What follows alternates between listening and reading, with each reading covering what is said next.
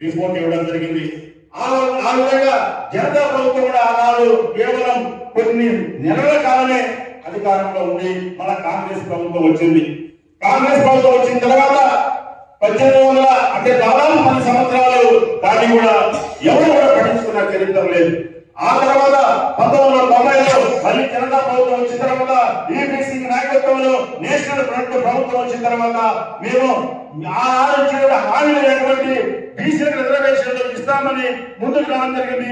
దీనికి ప్రధాన కారకులు మన్నిసి కాన్సీరామ్ గారు బీసీలకు రిజర్వేషన్ ఇస్తేనే నిలుస్తామని చెప్పేసి పార్లమెంటును ముట్టడిస్తామని దాదాపు 48 రోజులు ఆయన చేసిన పోరాటం ఫలితంగా రిజర్వేషన్ వచ్చాయని ఈనాడు సత్యాన్ని కూడా మనం తెలుసుకోవాలి మిత్రులారా.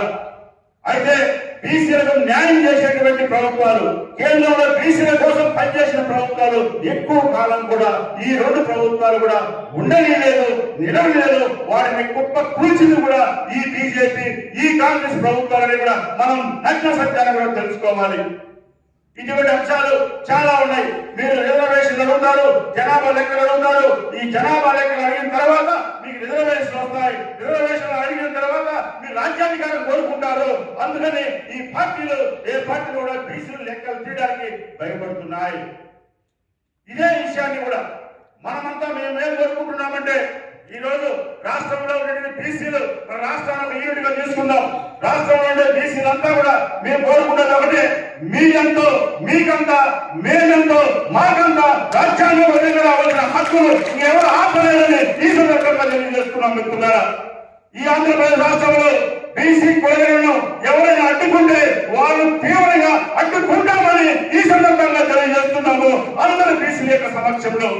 అదేవిధంగా ఈనాడు బీసీలో పడుతున్నటువంటి ఇబ్బందులకు, బీసీలో రాజకీయంగా పడుతున్నటువంటి వ్యవస్థలకు మేము సైతమని ముందుకు వచ్చినటువంటి బీఎస్పీ పార్టీని కూడా ఈ సందర్భంగా మనము అభినందించాలి.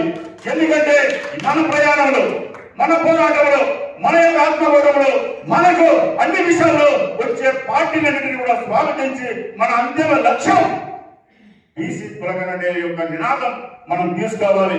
ఈరోజు రాష్ట్ర వ్యాప్తంగా ఎంతో మంది బీసీ తృతీయ శ్రేణి లీడర్లు ఎంతో మంది ఆ పార్టీలకు సేవ చేస్తున్నారు. కానీ ఆ పార్టీలు వాళ్ళని ఎక్కడ ఎగరేయడం లేదు. వాళ్ళకు కనీసం సరైన విధానంలో కూడా వాళ్ళ ఆత్మగౌరవాన్ని కూడా కాపాడటం లేదు. అందువలన కోట్లాది మంది ఉండేటువంటి ఎస్సీ, ఎస్టీ, బీసీ మైనార్టీ వర్గాలు ఒక ఆలోచన చేయాలి, ఒక మార్పు రావాలి. అందుకే అధిక శాతం బీసీలలో మార్పు వస్తేనే ఈ దేశం కానీ ఈ రాష్ట్రం కానీ ఒక ఆటంలో ఉంటుంది. లేకపోతే సమాజం ఒక 20 ఏళ్ల తర్వాత చాలా దారుణమైన పరిస్థితులు వస్తాయని మీ అందరూ కూడా తెలియజేసుకుంటూ, ముఖ్యంగా ఈ రోజు చూడండి, ఎక్కడైనా కానీ చట్టసభలకు వెళ్ళాలంటే కనీసం వచ్చే ఎన్నికల్లో 150 కోట్ల పైచలకు ఖర్చు పెడితేనే ఎవరైనా ఎమ్మెల్యేలు అయినటువంటి ఆస్కారం ఉంది. అందుకని మేము అడుగుతున్నాం, మా నినాదం ఒకటి, బీసీ పైన బీసీఏ పోటీ చేయాలి, బీసీ ఎంపీ పైన బీసీ ఎంపీ అభ్యర్థి పోటీ చేయాలి. అటువంటి పోటీ చేయాలి, మా జనాభా లెక్క తేల్చాలి. ఆ జనాభా లెక్క తెలిసినప్పుడే